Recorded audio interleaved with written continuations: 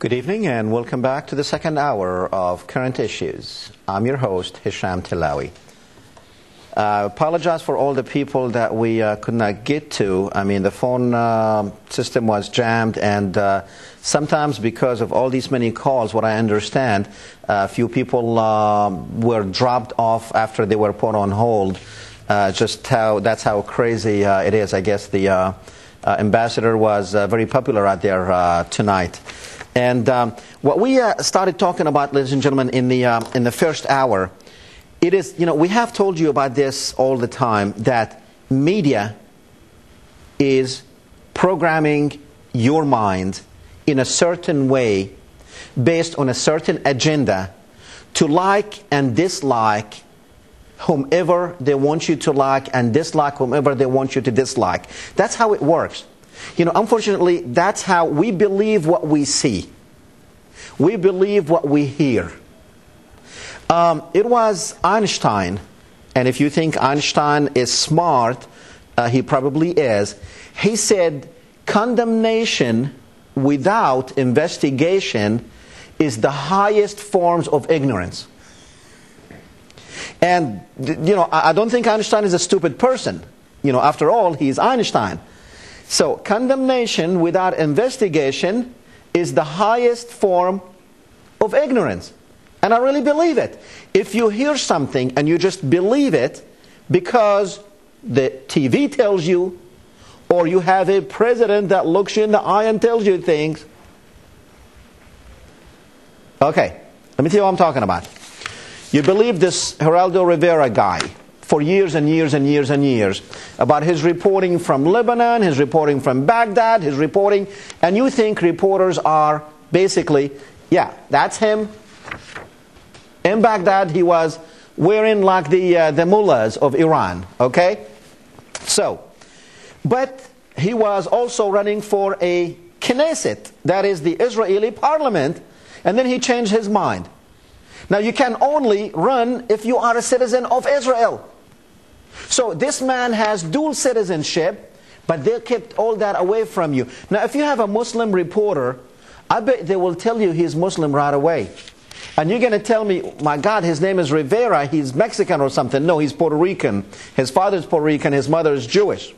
And as, in Jewish sectors or whatever, if your mother is Jewish, then you are Jewish. They accept you as Jewish. And also, if you are Jewish, you can go and migrate and have an Israeli citizenship without any questions. But Palestinians who were born there in Palestine and were kicked out by the Israelis, they can't even return. But Geraldo Rivera can go there. It's not his country, but he can be a member of the Knesset there. Very good. Speaking of that, whenever you have a Muslim does something, it doesn't matter what he does. They're going to tell you and make it clear to you that he is a Muslim. And then they're going to make a couple of remarks about 9/11, a couple of remarks about Iraq, a couple of remarks about bin Laden, a couple of remarks about insurgency, a couple of remarks about terrorism. And the guy probably, it had nothing to do with politics, whatever crime he committed. But whenever a Jewish guy commits a crime, you don't even know that he's Jewish.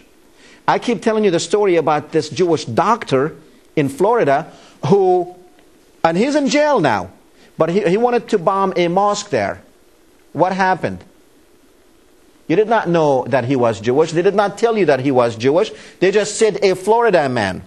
Now the reason I'm telling you this, ladies and gentlemen, because we have a problem that basically a lot of you don't know about. Remember the churches, the Southern Baptist churches that were burnt in Alabama? Like 10 of them were burnt. Well, believe it or not, they have caught 3 people. They did not say that those 3 people they caught were Jewish. Now that's a hate crime. But the media is not treating this as a hate crime. I mean, 10 churches, all of them happen to be Baptist. That's not a hate crime. 3 arrested, and I'm getting an email right now because I received an email earlier that says that they were Jewish, but it's not reported that they were Jewish. The crime that the Jewish family have committed in Nazareth just last Friday when they burnt the Church of Annunciation, that is one of the most important churches in Palestine, in Nazareth. Last Friday, it was burnt. Muslims defended that church, ladies and gentlemen. Muslims defended that church while 3 Israelis went in there pushing a baby stroller with explosives in it. Thank God nobody died, because it did not work. Whatever they had worked out with the explosives did not work the way they wanted it to work out. But there was extensive damage to the church. Christians and Muslims went to defend the church and put out the fire, because Jews tried to burn the church. Now, I'm not here trying to tell you that, oh, this is Jewish hate program. No, it's not. It is not. And you've got to stop saying, whenever we say something about Jews or Israel, you need to stop saying that, oh, this is anti-Semitism. Okay? I'm just telling you how the media. Did you hear about this church in Nazareth? How many times did you hear about it? If this happened to be a Muslim that is doing something to a church, don't you think CNN and Fox would be 24 hours a day and bring in all these terrorism experts with last names of Cohen and Freeman and all the, mainly, look at those analysts, terrorism analysts, look at their last names. And you will know exactly what I'm talking about. So those were not, they could have got killed. The 3, the man, his wife, and their daughter, they all could have got killed. Isn't that suicide? Isn't that suicide bombers? But you're not talking about it. Well, ladies and gentlemen, speaking of that, I'll tell you what, in this hour, we are going to, there's a project that me and Mark Glenn, the author of No Beauty in the Beast, Israel Without Its Mascara, we are going to be discussing a project that me and him started about 6 months ago. It is called the Crescent and the Cross Solidarity Movement. What this project is, ladies and gentlemen, we want Christians and Muslims to look at each other in a different way. By the way, Muslims do look at Christians in a different way, and in a friendly way, because most Muslims do understand what Christianity is. But most Christians don't understand what Islam is all about. And in this, because somebody is trying to drive a wedge, a big wedge, between Muslims and Christians. And they are succeeding to a degree. The reason they are succeeding because they own the airwaves. They control your mind. They control what goes into your living home, into your living rooms, what goes into your mind 24 hours a day. Now, our effort, our humble effort, is basically trying to get Christians and Muslims to dialogue, and both of them coming out to the world saying, we understand that neither one of these religions is anti the other. We want to live in peace as we have lived in peace for over 1,400 years. Because we have, ladies and gentlemen. What you are seeing about the Muslim world, it is not the reality. Reality, you have to go and find it yourself. But fiction is what you get through that tube. Fiction is what you get through that tube. Reality, unfortunately, because they don't want you to know the truth, therefore your reality is a myth. And it's a myth about what Islam and Muslims are all about. So the 3 they caught in Alabama, I am told that they're Jewish, but they're not going to tell you that. They're not going to tell you that this is a hate crime. That's the double talk, and that's the double standard in the media. I'm going to Rick on 2. Go ahead, Rick. Good evening, Doc. How are you doing? Good evening. Fine, thank you. Yeah, I think you hit it right on the head, Doctor. I really think Christians and Muslims have to stand together on this issue. I checked those 3 names on the church fires. They are all 100% Jewish names. Anybody can Google it and find out. Our entire media is sold out. There's no question about it. I mean, Hannity the other day was rewarding a young kid for taping his teacher, and any kid that says anything bad about Israel, should tape it and bring it out into the open. I mean, this is utter nonsense. We need to join together and do something. Appreciate it, Rick. Thank you. Thank you. Rick is right. And Rick, he knows about what he's talking about. He's very knowledgeable on this subject. He called the show here more than one time. And he is the one that did the research for me, as a matter of fact, on the names. Because at first, when I got the email, I did not want to put something like this on the air without checking it, double checking it, and triple checking it. And that's exactly what he did. So I emailed him back and I said, I want to make sure that we're not saying something that is not true. And as he said, you can go and check to see that those who burnt the churches in Alabama were Jewish and no one talking about it. If they were Muslims, my God, the whole country will be up in arms trying to kill Muslims. But because they're Jewish, they did not even tell you that they were Jewish. I'm not anti-Jewish here. But you deserve to know the truth. You deserve to know the truth. Going to Chris on 1. Go ahead, Chris. That line is busy. That line's busy. I have no Chris on line 1. But I do believe we have Mark Glenn with us. Mark? Commander! You are the commander. You are the one. You are the one of this button right here. So if you say something I don't like, I'm just going to turn you off. Well, don't teach my wife that trick. Otherwise, I won't be able to say anything. Mark, I know you've been keeping me very busy. We are on the airwaves with all kind of national radio and, talking about, we started 6 months ago talking about this. And I really believe that, 6 months ago, probably I did not look at it the way I look at it now.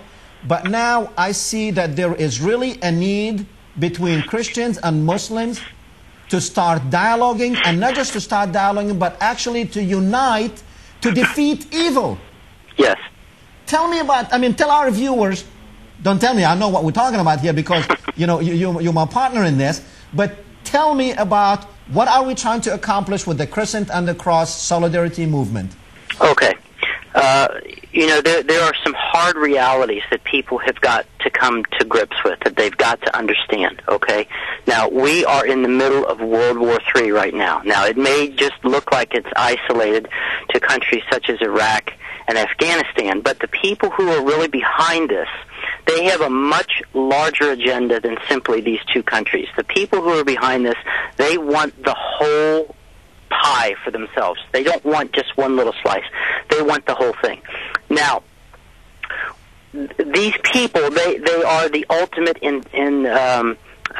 tyrants, and they don't believe in free speech. They don't believe in democracy. They don't believe in equal rights. They don't believe in a balance of power. They want everything for themselves, and so in order for them to do this, they have to remove whatever kinds of barriers or impediments lie in their way of doing this. Now, at present, these people, through the use of their economic power, their power over the media, and everything else, they have conquered just about everything in the world. Just about belongs to them, except for one thing. There's only one thing that's left, and that is the Muslim world.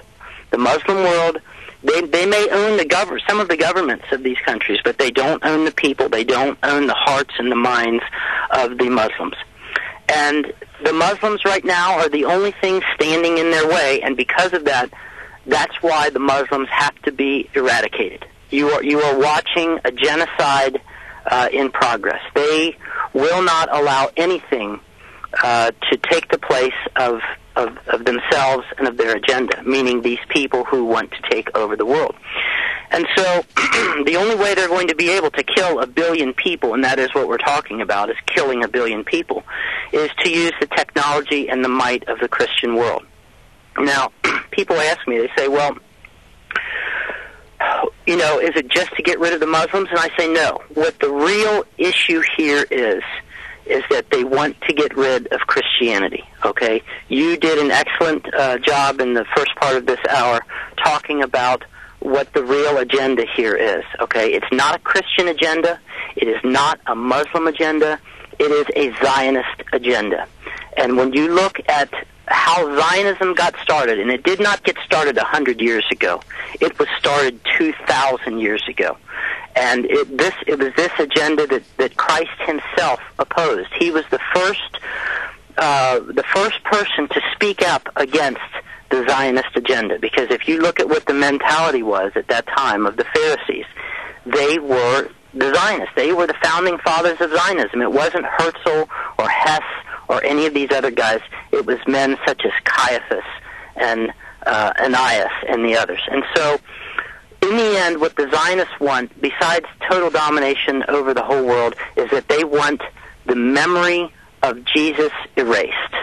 Jesus is their arch enemy, and they want all traces of him erased. And you can see that this is why in the West you have these films being made, such as The Last Temptation of Christ or all the others. They will allow these movies to be made depicting Jesus and his mother in these very disrespectful ways. But somebody comes out and makes a movie that depicts Jesus in a respectful way, such as Mel Gibson did, and you can see where the Jewish agenda, where they just lose their mind over it. Okay. Mark. Yes. Mark, speaking of that, I came across a piece of news here that the president of the Catholic Conference of Churches was somebody is filing a lawsuit against him, like 40 years ago, supposedly molested this person. Is this, and you and I talked about this agenda of basically, you know, taking the heads of the Christian religion and, you know, exploiting problems like this, something that happened 40 years ago. They're just now reporting on it like this was like yesterday. Is that part of the agenda you're talking about? Of course, yes.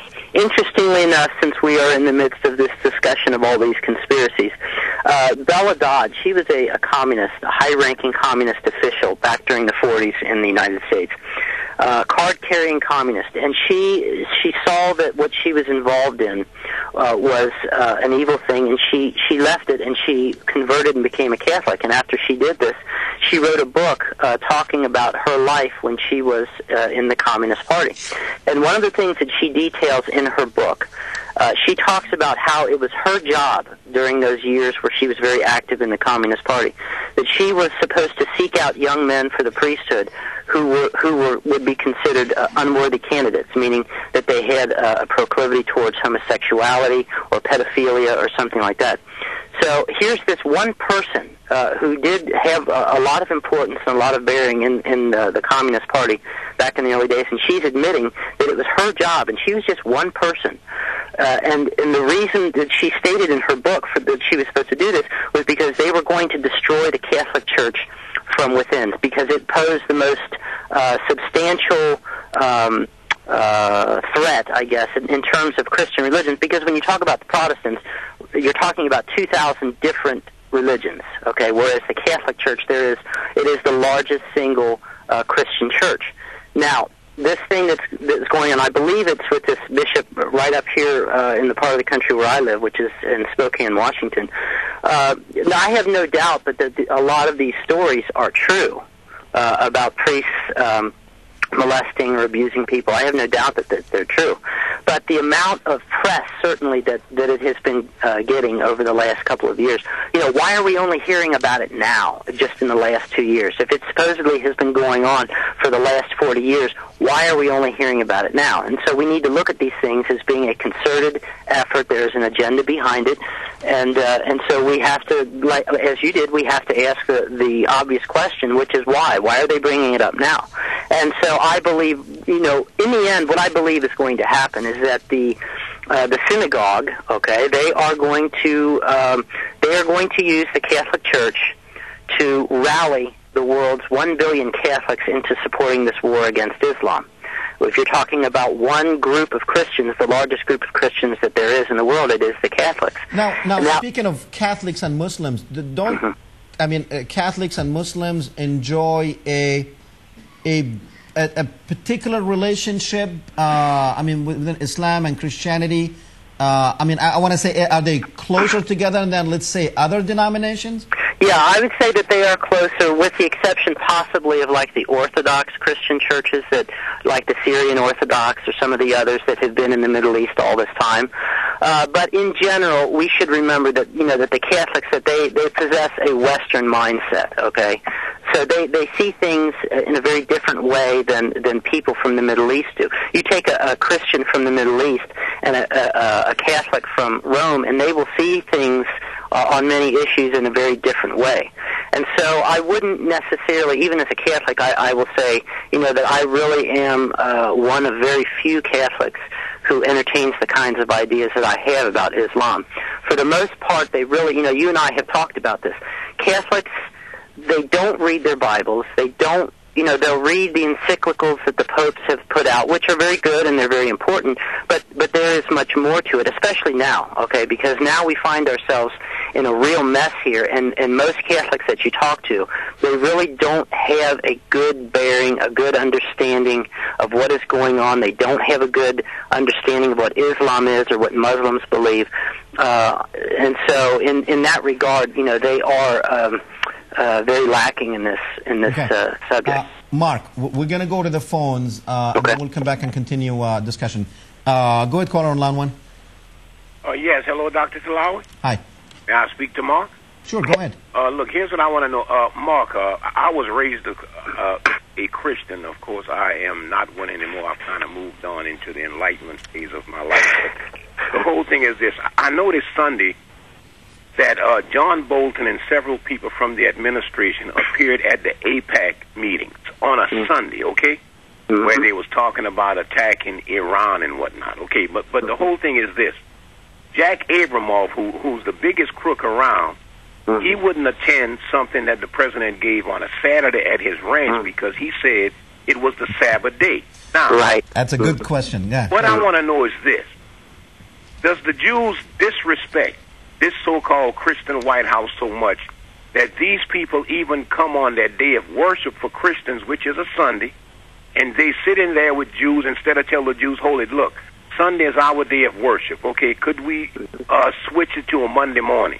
Why didn't the administration do that with Bolton and all these other guys instead of appear before AIPAC on Sunday when most Christians, as you know, are in church? Does the Jews respect our holy day? And thanks very much. Thank you. That's an excellent question. I assume that's Freedom, right? Is that the usual caller that you get, Freedom? I guess that was. I guess so. You know his voice better than I. Well, the point is he always asks excellent questions, and this certainly is no different. He makes an excellent point there. Yes, but what we have to remember is that Bush and all of the rest of these guys, they are as much Christian as I am an elephant, okay? Christianity is just something that they put on so that they can delude the 40 or 50 million Christians who provide their base of support in this country. They care. Look, if they really cared about Christ and about what his message was, they wouldn't have anything to do with this business that is going on right now. They know that they are over there fighting this war to execute the Jewish supremacist agenda. Okay, they know. I mean, Bush. There are pictures of him that I've seen recently of him taking instruction on the Talmud. Anybody who sat down and read any of the excerpts of the Talmud and what it has to say about Jesus and Mary and everybody else, by the way, for that matter, who's not Jewish. Anybody who has sat down and read this knows that this is the book of the Antichrist.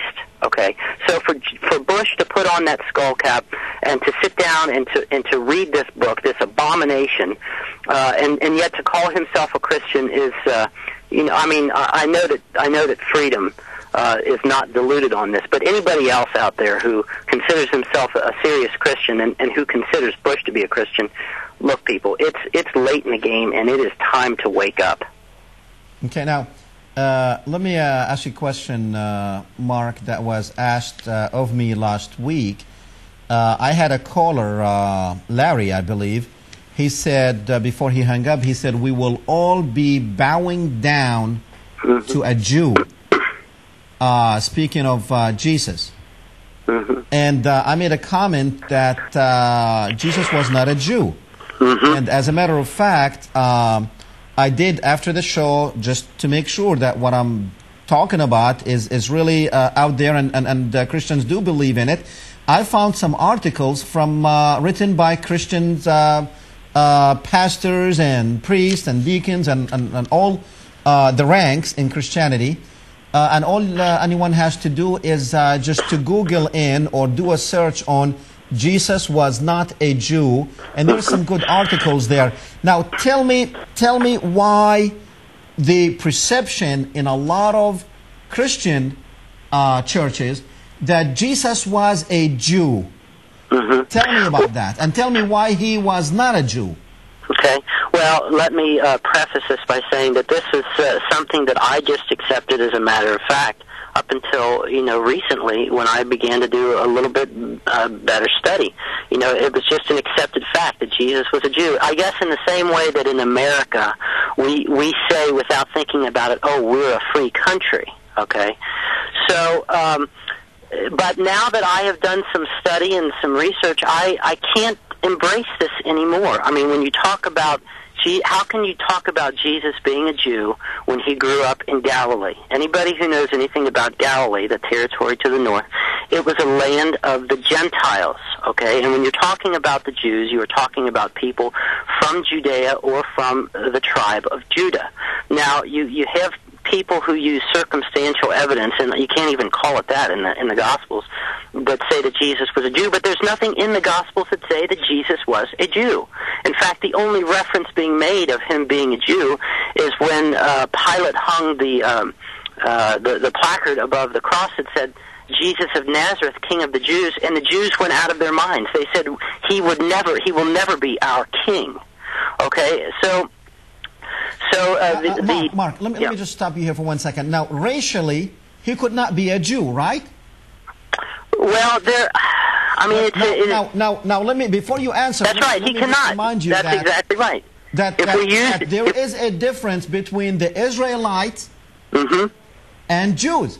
That's right. The Israelites are all 12 tribes. I don't remember that in the Bible, which Christians do believe that it's the Word of God. Now, I remember God has changed the name of Abraham. It used to be Abram. He changed it to Abraham. And Jacob to Israel. But I don't remember or reading anywhere that he had changed the Israelites to Jews. No. Now, when he was now, so racially he could not. And if you are a Christian and believe in Christianity, you do believe that Jesus is the Son of God, right? So racially he could not be. That's right. In fact, the evidence that now the second thing, Mark, is when his mother Mary and Joseph took him when he was 12 years old to Jerusalem.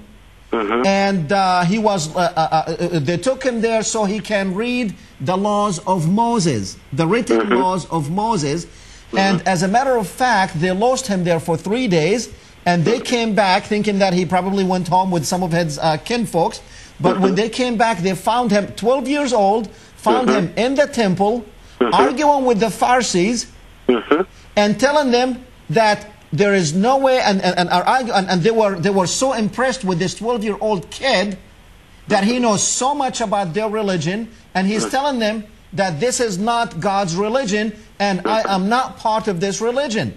That's right. I mean, this is in the Bible, so how could Christian, so racially he could not because you do believe he's the Son of God, so racially he could not, and ideologically he could not because he rejected that religion from the beginning. Yes, from the beginning. I mean, maybe some Christians can call and correct me here. How could we say that he was a Jew? Because this is a notion, now you have to understand too, I mean, I'm only 40 years old, so the kind of Christianity that I grew up with, I can't say that necessarily this was the Christianity that has always been, because it has gone through great changes in the last 50 years, and deliberate changes on the part of the Jewish agenda. The Jews, those working for the Jewish agenda have infiltrated the church and have introduced certain ideas into it as a means of corrupting it. Okay, so I don't know that from the beginning that this was something that the Christians necessarily believed. I don't know. I do know, though, that the early church fathers, the early Christian fathers, made it a very a prominent point in their teaching to where they said that there could be no agreement between the message of Jesus and Judaism, that the two were completely different animals and that they could never exist side by side. So this whole idea that we have come to embrace today as Christians, that there is this thing known as Judeo-Christianity, this is a new invention. This did not exist before. Up until about 100 years ago, Christians knew that that there were wolves and there were sheep, and never the two were going to be friends. Okay. Now, going back to your question about Jesus' racial lineage, Christians will point to the two Gospels, one in Matthew and one in Luke, where they have the genealogy of Jesus listed. Okay, but in both of these genealogies, the connection between Jesus and the house of David is through Joseph. It brings it back to Joseph. Yes, and Joseph is not the father. Exactly. So racially, he could not be. Exactly. So if Christians really believe that that Jesus, that Mary was impregnated by the Holy Spirit, and that by the way, that's what Muslims believe. Yes, that is what Muslims believe, and that is why I always say Islam is the only religion that recognizes Jesus after Christianity. That's right. And you could not be a Muslim if you don't believe in Jesus and Jesus' message. And that's something that Christians don't understand, that Islam is not a foreign religion that is so far from Christianity. It is the same continuing message that Jesus came with, that Moses came with, that Abraham came with. Well, like you and I have said before in our many enlightening conversations, if Christianity and Islam are not brothers, then they are at least very close cousins. But this idea that Christianity and Islam are organically at each other's throats like cats and dogs, this is just simply not true. This is a lie that has been foisted upon us by the Jewish agenda for the obvious purpose of starting this war. And so, you know, we need, look, people, this is serious business here, okay? We're talking about possible nuclear war. And so you better make sure that you know what kind of contract you're signing yourself onto before you do it. I'll tell you what, Mark, stay with me. We talked about Larry, and I think he's on the phone. I'm going to put him on online for a second. But I want to point out something to everybody, that there is a big difference between Israelites that are referred to in the Bible and what we call today as the Jews. That there is a huge difference between the two. Would you concur with that, Mark? Yes, the Israelites are all 12 tribes that descended from Abraham, and the Jews are one of those 12 tribes, coming from the tribe of Judah. And listen, I just remembered one thing. What was the profession of all of Jesus' disciples? All of them. What did they do for a living?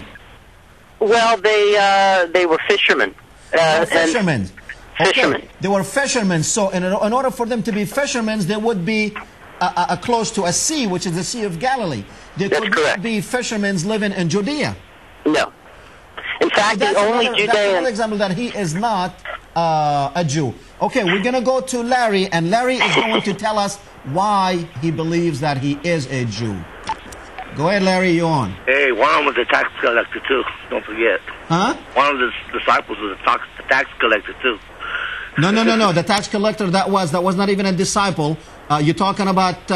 no, he wrote one of the books in the Bible. Listen now. But he was not a disciple. Okay, go ahead. I think that was Mark, if I'm not mistaken. Listen,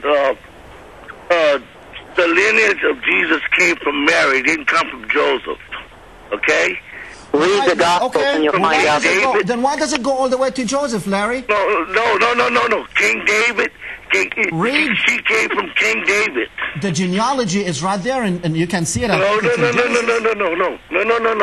They came from Abraham all the way down, all the way to King David, to Solomon, all the way to Mary. No, what? That's incorrect. It came. I don't know what Bible are you reading, but I've never seen a Mary. Bible. I've never seen a Bible to bring the genealogy down to Mary. Oh yes. No, what that's was incorrect. that version? What? 2006? From Mary. That's it. Who wrote that? From King David. I don't know. No, that's incorrect. David. King David. Mark, step in here. I never seen a genealogy that brings it down to Mary. Yes, Jesus' genealogy came from King David. Okay. No. All right, Larry, hold on. I want to keep you on, Larry, so we're going to have a dialogue. Go ahead, Mark. No, he's incorrect. If you read I wish I had brought the Bible with me so that I could carry on this conversation. But no, I mean, I was surprised myself to find it. I sat and read it, and right there in front of me, all my life, for the last 40 years, it's been sitting there. It lists them to Joseph, and it says, the only mention it makes of Mary is it says, and so was the father of Joseph, who was the husband of Mary. Exactly. Yes. Exactly. Okay, Larry, go ahead. No, you're wrong. Okay, well, let's move on. Second point. You're wrong, Mark. Okay, he's wrong. So go ahead. You have a second point? No, I mean, it's just that... Well, wait a minute, Larry, have you got... It came from King David. Larry, okay, have you got a copy of the Bible in your home? Have you got a copy of the Bible? That's where Mary's genealogy came from. Okay, hold on, Larry, one at a time. We all know he's the son of God, but of course the Muslims don't believe that, and we know that. Okay. So what's going to happen, Mark? Hey, Larry, do you know anything? Okay, besides the Muslims don't believe that he's the son of God, do you know anything about what Muslims believe? Yes, they believe that he was a clone.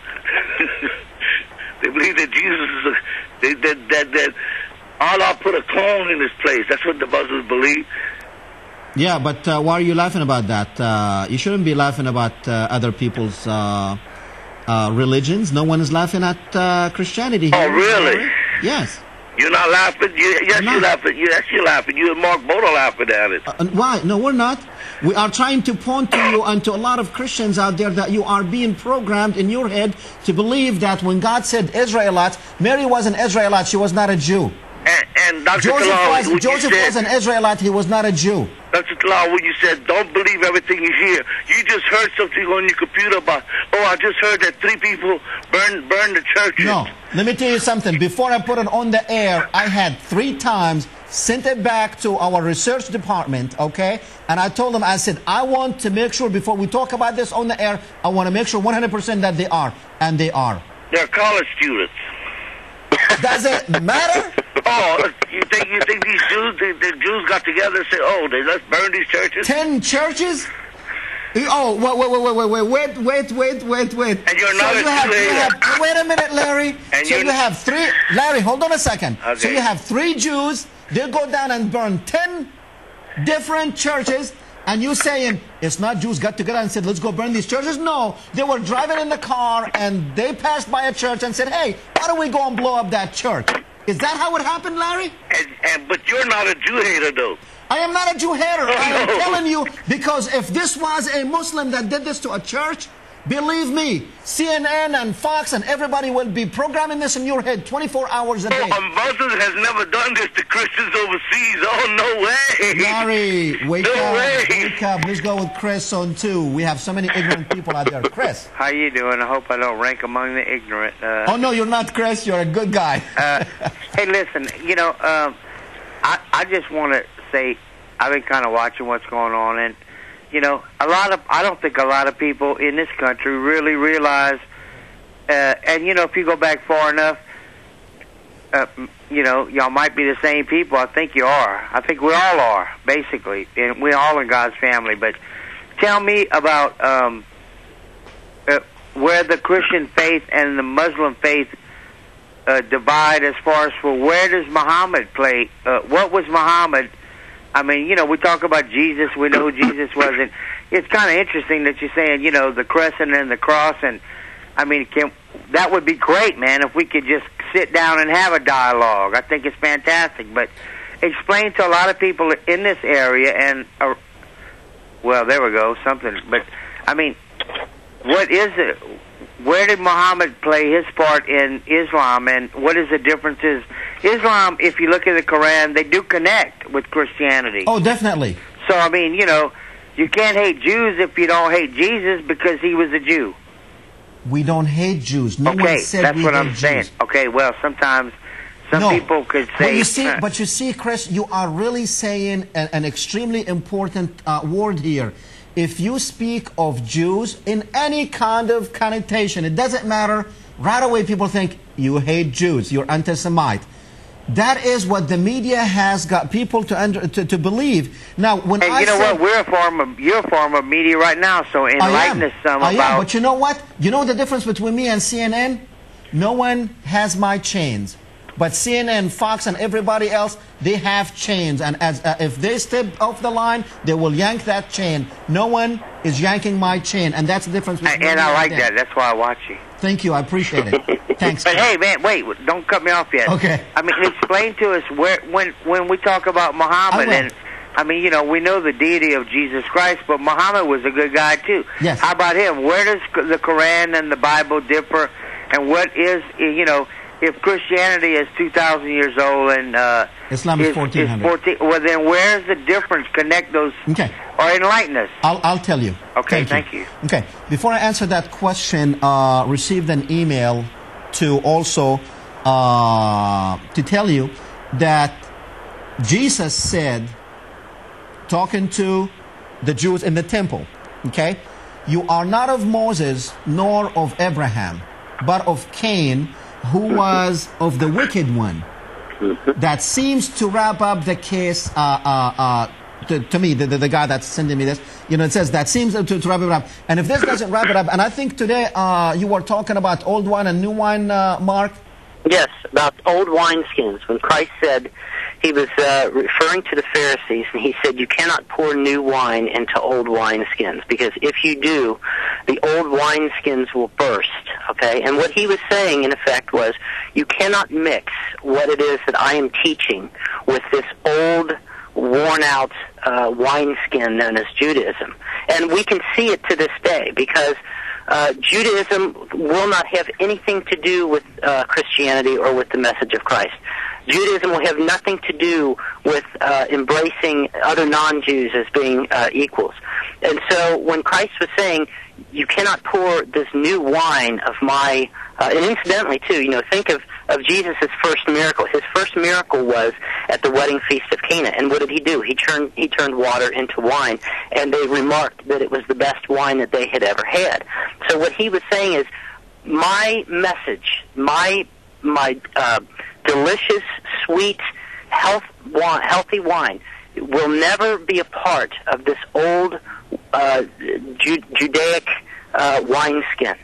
And also, too, he said, anyone who puts his hand to the plow, but then who turns back and looks back, you know, backwards, he is not fit for service in the kingdom of God. And what he was saying is, look, if you're going to follow me, but you cannot have anything to do with what you came from. Right. Okay, and there are many others, by the way, many other examples. Let me just remind our viewers that when we say Judaism, we do not mean because as Muslims, we do believe in the laws that were written for Moses, and we believe that with the message of Abraham.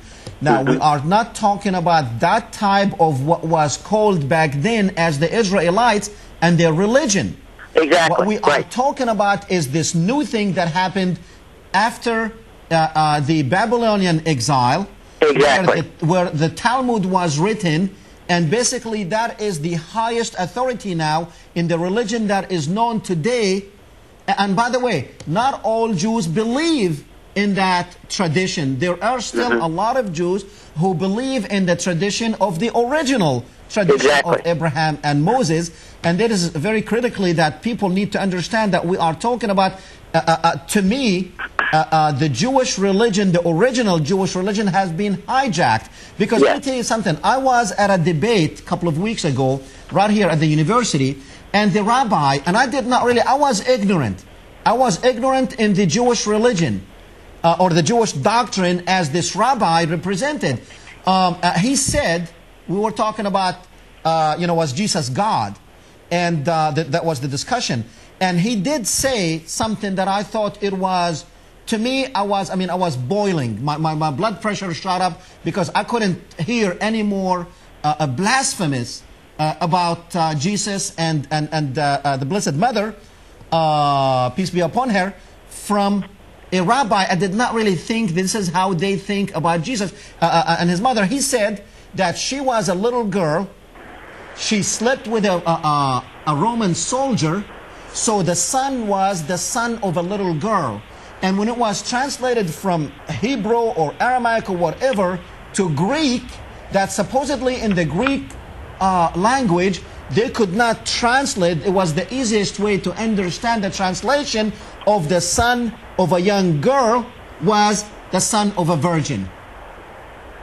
So what he's trying to say is that was not a miracle birth, and it was not. Now, to answer Chris' question, where do the Muslims fit in here? The Muslims believe exactly what you believe about the imprintation and the fertilization of Mary, which was by a miracle through God, through the Holy Spirit, and she delivered Jesus, which the Muslims call Isa, and his name, by the way, is mentioned 25 times in the Bible, in the Quran. He is very highly revered. Muslims believe that the end of time will come, not when Muhammad comes. Muslims don't even believe that Muhammad is coming back as a Messiah. The Muslims believe that Jesus will come back at the end. He will kill the Antichrist, and he will even lead Muslims in prayers. A lot of Christians don't understand how close the relationship between Christians and Muslims and as far as ideology. Now, they do differ on a lot of stuff from within, but the whole picture, the big picture, that Jesus was a delivery of because of a miracle, that Mary was a virgin when she delivered Jesus. This is something Muslims and Christians believe in, but Jews of today, of this rabbi that we heard, they don't believe that. I'll tell you what, Mark, we have a lot of callers. Let me go to, I guess Ahmed on line 1 is no longer there. Go to caller on 3. Hello. Hi. Have always considered myself a non-traditional Christian, in that Jesus was a non-traditional Jew. So I'm being enlightened tonight. Well, thank you. But I wanted to tell you, I did look in my Bible. It is a Catholic Bible, and I did see under Matthew chapter 1, it explains the genealogy, and it's just as you say, that at the line 16, Jacob was the father of Joseph, who was the husband of Mary, the mother of Jesus and Messiah. Right. So I want to tell you thank you. This is very interesting. I don't frequently watch, but I will be watching further. Well, thank you very much. Thank you. Hey, okay, Larry, you lost. Because we know what we're talking about here. It's amazing, Mark, how Christians, and you know what? Even Muslims, a lot of Muslims, I think we have what we have in both religions. We have people who call themselves Muslims, and it's like a social identity. Because I know a lot of Muslims don't even know what's in the Quran, and it seems to me that on the Christian side, there's a lot of people who don't read the Bible, don't know what's in the Bible, and they have these cliches about what is in the Bible, and I had more than one person, and I was shocked to hear that a lot of people, when they go to church and they hear the pastor talking about Israel, and God said to love Israel. And, I love those who love Israel, and I will punish those who, whatever the end of that verse. that they think when it says Israel, it means the state of Israel. I was shocked. Okay, I guess Ahmed on 2. Go ahead, Ahmed. Hello? Hi, go ahead. Hi. You know, the reference of how Jesus became a Jew was based on the 18th century. It was for Jewish people to say they were part of the Christian world. They brainwashed the American people for them to have a relationship with the Jewish people. Oh, wow. Interesting. In the 18th century AD, to palm themselves off to the Christian world as having a kinship with Jesus Christ. You see, American Christians hate Muslims because they think we hate Jesus. But with the Jews saying how they have a partnership, they called him the King of Jews. And we call Jewish people Jews. And this is the way that the Jewish people can play with the media. It's the propaganda where the Jews can't hate Christians. They believe in Jesus. Jesus was their king. In all sense, they have no relationship to him. They hate him. It's similar to what Judas did when he betrayed Jesus. Thank you. He came in and he embraced Jesus, called him rabbi, and kissed him. Okay. Mark. Yeah. I'm gonna got a couple of more callers. Okay. Like about 3 minutes left, so I'm gonna squeeze.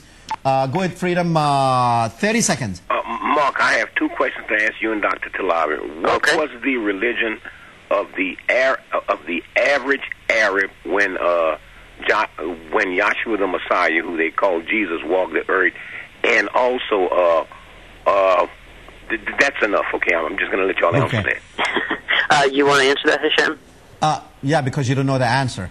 Yeah, I think I do. Not that I know the answer either, but before that, I think there was, number one, there was ignorance of, worshiping idols, such as, they will make a statue and think it's God and bow down to God. Basically, it's during the ignorance area. And I'm sure some of them, probably some of them were of the Jewish religion, because in Mecca, where Islam started, there was a lot of people who adhered to the Jewish religion. You see, there's a big mistake that people think that Judaism is a race or Jewishness is a race. In my opinion, it's not. But it was ignorance. They were worshiping idols in the Middle East. Going to Amigo on 1. Go ahead, Amigo. Yeah. How you doing, Doc? All right. Can you hear me? Yes, go ahead. You got. Yeah. I know. I'm looking at the time. I want to thank you because last week I asked you, and you said you'll come back, and I'm a devout Catholic. You know what, Doc? I have to publicly say this. I have loved you for over a year now, man, because you have really educated me, especially now the topic of this religion here and what have you. And I want to thank Mark and what have you. I was one like the Catholic lady. I take my Bible every Sunday to church. Okay. I was like her, brainwashed, that I used to tell people, I say, hey, Jews are no good, they killed Jesus, and Jesus was a Jew. But now I know what his nationality was, and I just want to enlighten you guys. I've gone to my Bible and do some research, and you are totally right, Doc. Doc, you know your stuff, you and Mark. Thank you. Please, I just want to thank you. I got a better perspective on this issue now, and thank you guys. I appreciate it. Yes, sir. Join the movement. Okay, Mark, we only have 30 seconds to go, so I'll give it to you. Go ahead, very quick. 10 seconds, Mark. 3 cheers for Islam. All right, ladies and gentlemen, we only have like 15 seconds left, so I'm going to use it to thank my friend, author and writer, Mark Glenn, and we will see you all next Thursday. So be here, we will be here. Join the Crescent and the Cross Solidarity Movement. Good night. Good night, Mark. Good night.